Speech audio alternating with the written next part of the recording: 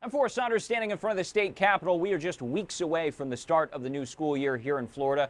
And the Department of Education is urging districts to get new teacher raises out the door as fast as possible. If not, they say they'll face public scrutiny. But the big question for unions is, are those raises even enough? Florida Governor Ron DeSantis Wednesday highlighting what he called record investment in public education, saying the state is spending more on students and teachers than ever before. Over $100 million additional to what we've been doing for teacher pay. And I think that that's something that's really significant. But that money, state officials say, isn't reaching teachers fast enough.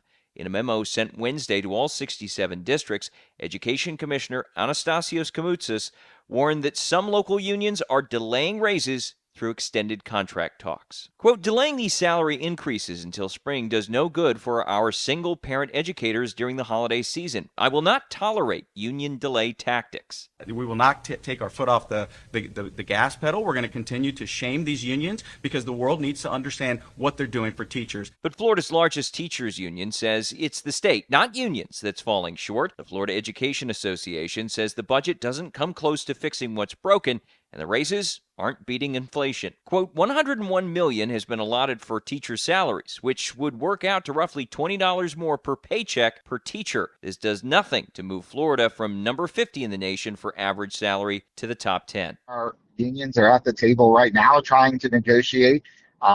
We want to settle quickly as well, but when there's not a lot of money there, it's kind of hard. And what we're pushing districts to do is reestablish priorities so they can actually get more money into the pockets of teachers and staff. Florida Democrats have been on the front line of the issue. State Rep. Javante Edmonds proposed legislation to raise teacher pay to the national average or higher, but it didn't make it out of committee. No teacher should have to struggle to make a living. No student should have to lack the tools they need to learn.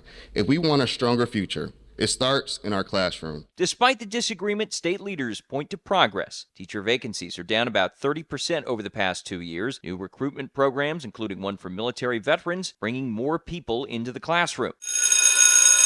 But as schools prepare to open, the pressure is on. Districts must distribute the raises or face public hearings before the State Board of Education. We're not going to just sit idly by and let this drag out for months and months on end, where the teachers aren't getting what they need.